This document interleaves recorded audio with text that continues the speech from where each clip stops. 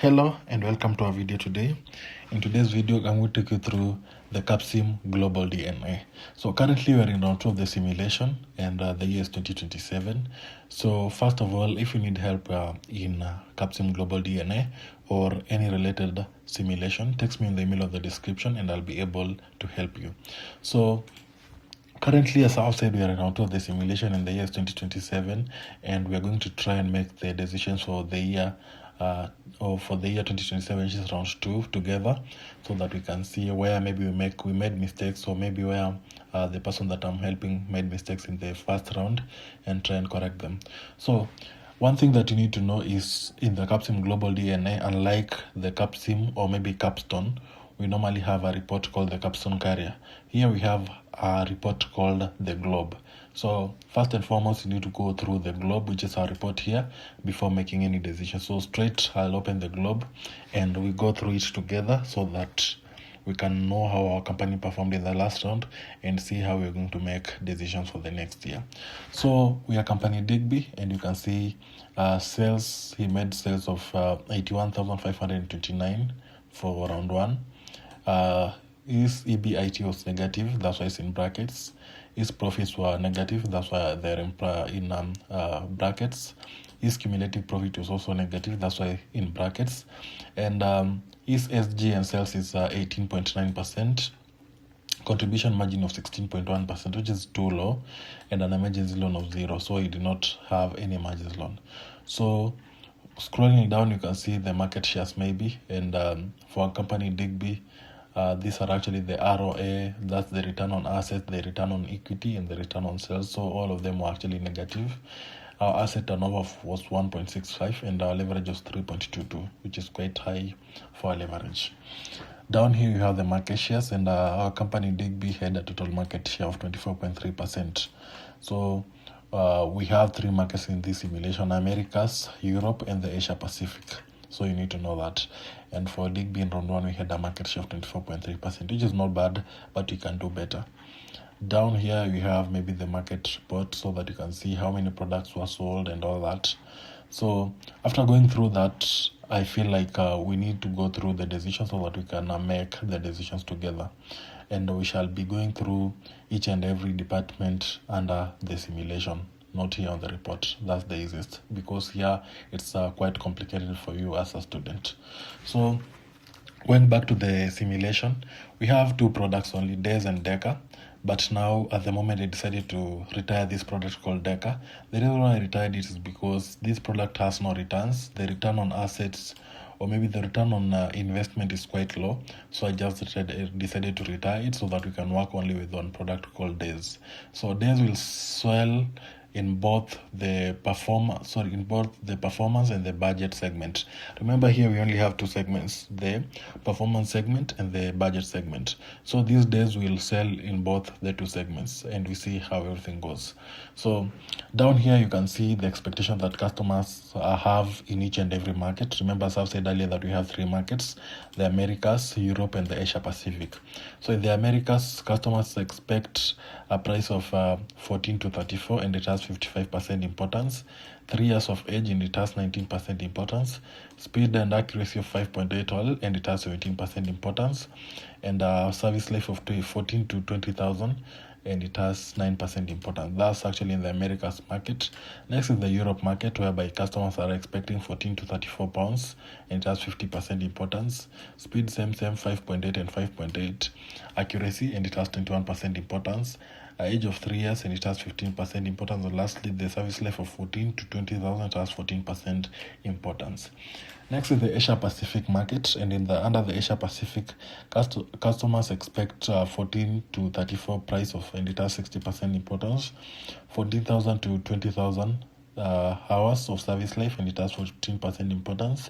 Speed and accuracy of 5.8, and it has 14% importance, and 3 years of age, and it has 12% importance. So that's actually in the budget segment. And we also have the percentage segment. We also need to go through and see what everyone needs. So this is actually what customers expect in the simulation. This is like our customer buying criteria, what customers expect from each and every product. Here you have your competitors, whereby you can be able to check your competitors maybe in the Americas market, in the Asia Pacific and all that. So you can see A is a sign that shows you the Americas market, E stands for Europe, and AP stands for Asia Pacific. So you can easily compare which product is selling more, and maybe, you can easily compare the speed and the accuracy of your products, and also the service life and maybe the age of your products. So here we have the investments and maybe the material cost per unit and the perceived age. Yeah, so for days, as I've said earlier, that we decided to make decisions for it, remember. So we gave a speed of 6.6 and an increase of 6.6, maintain the service life at 21,000, and this is the new position of our product days. So as I've said earlier, days will play a role of selling in the two segments, both the two segments, so that we can maximize on profits. And for DECA, we decided to retire because it had a low ROI, or return on investment. So we are no longer working with it. So that's all about the R&D department of Capsim GlobalDNA. So in case you need help in the R&D, or maybe you're stuck, just a reminder to text me on the email in the description, and I'll be able to help you. So we shall be able to go to the next department, which is now marketing. And under marketing, still we are talking about the same things that we normally talk about in the Capsim simulation: the pricing, the promo budget, sales budget, and maybe the forecast. So I should start from here. We have 3 regions. As I said earlier, we have 3 markets or regions. First one being America, second one Europe, third one Asia Pacific. So it's cool for us to start with the Americas market. And now the Americas market, actually these regional details stand for stands for the budget and the performance segment, and also we have the total units sold, and maybe have where you need to put the regional expenditures. So for me, I'm working with a regional promo of 1,000 and regional sale of 1,500. The promo budget will mainly help us to have a good, or maybe a higher customer awareness. More people will be aware that our company is selling certain products, and the sales budget will help us have a high customer accessibility, like how easily can customers get access to our products. On this other side, we have the products. So we have days, and we have the retired product DECA, which we are no longer working with it. So I will stop mentioning it. So for days, we are selling it in both the 3 markets, A, E, and AP. Remember I mentioned A stands for Americas, Europe, and Asia Pacific. So for pricing, for me, I realized that my friend that I'm working for was working with a very, very low price. So I updated up to 33. So I started selling at 33.00. For forecast, I improved our forecast a little bit so that we can maximize on our profits. So worst case, I gave it 1,600, and the best case, I gave it 1,900. And you can see that we will be making probably a profit of 11,394 from this product. Also, we have the awareness and the accessibility of the product. So for me, I invested on promotion 1,000, and it gives me 61% awareness. And sales, I invested 1,500, it is giving me 44% accessibility. So 44% of the customers in the market can get access to my products, and 61% of the market is aware that my company is selling these products. So we need to invest more in this, but at least we're getting good numbers, and we'll get a good cut in the market share. So under customer satisfaction, you can see that ours is 26.2, and the primary segment is performance. But as I said earlier, this product will be selling in both performance and the budget segment. Next is Europe. Europe, again, I invested on the regional promo 1,000, regional sales 1,000 again, and I can't repeat because I said earlier that the promo will help us to have a good customer accessibility, and sales will help us to have a good customer accessibility. This one is actually customer awareness. Sorry for that. So here, also our price was quite low. Well, they were selling in 2026 at 29. So I decided to sell at 33.5. And worst case, I gave it 1,000. Best case forecast, I gave it 1,200. And we are kind of making a profit of 37.82. Under promotion, I invested 800, and sales, I invested 1,000. So this will help us to improve the customer accessibility and the customer awareness. Lastly, under the Asia Pacific market, again, regional promo and sales, I invested 1,000 each, and prices I tried and increase our prices a little bit to 32 from 28 that he was using in the last round, and worst case I gave it 500, best case I gave it 700, but we're still making losses, so we need to improve these numbers maybe to 800 and maybe this one to 600. Try and recalculate so that we can make profit from this product. So you can see we're making profit of 417, so that's quite well. So next department will be production, but down here you can see again the expectations, maybe the forecast tools, whereby you can see the growth rates and the market size in the simulation. So this is actually the amount that we're competing with in the Americas. In the market size is 353. Asia Pacific, you can see it's only 322. So it's cool for you to know where and how you should make your decisions well. Next is production.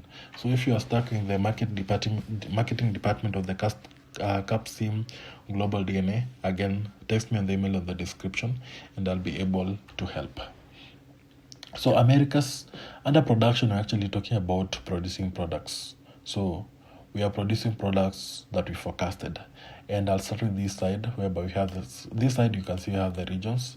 We shall go through each and every region. So we shall start with the Americas. And on this side, you can see that we have the plant. When we talk of plant, we're talking about the capacity and the automation. Remember that investing in automation will help you to lower the labor cost and the material cost of the products. Investing in the capacity will give you the ability to produce more and more products in the simulation. So days we forecasted 1,900. I decided to produce 1,100. We have no inventory, remember, and outsourced 820. So you can see that we have an overage of around 9 products. And it's good to have an overage of below 20 products so that you don't get an emergency loan because of high inventory.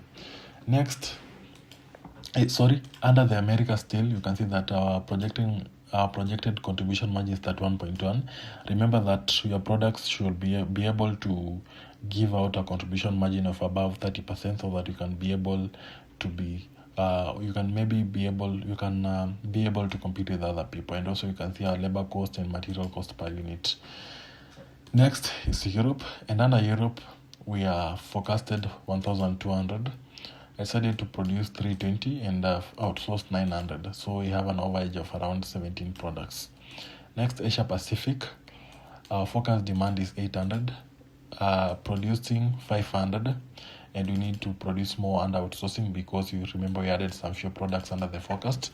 So we can produce around 100, then we can recalculate. Still, we can produce around 150, recalculate. So we have 29 more. So that's it under production. And as I said earlier, you should have an overage and not a shortfall. So an overage simply means that you have some products under the inventory and they'll help you maybe in selling more products in case you can avoid also stocking out. If you need help in production, text me on the email on the description. Lastly, we have the finance department. In the finance department, we are mainly talking about money. So how do we raise money? We raise money by taking loans. So you can choose to take a long-term debt or a short-term debt. So for me, most of the time, I normally use the long-term debt because at least for it, you will pay later. If you take a current debt, that simply means that you need to repay it in the next round. So maximum issue for the long-term debt was 280. So I decided to issue the 280, but we still had some negative on the cash position, the closing cash position. So I decided also to borrow a current debt of 2,500. The mess that he made, you can see that the amount due this year is actually 9,000. We should be profitable by this round, but you can see the loan that we're actually paying.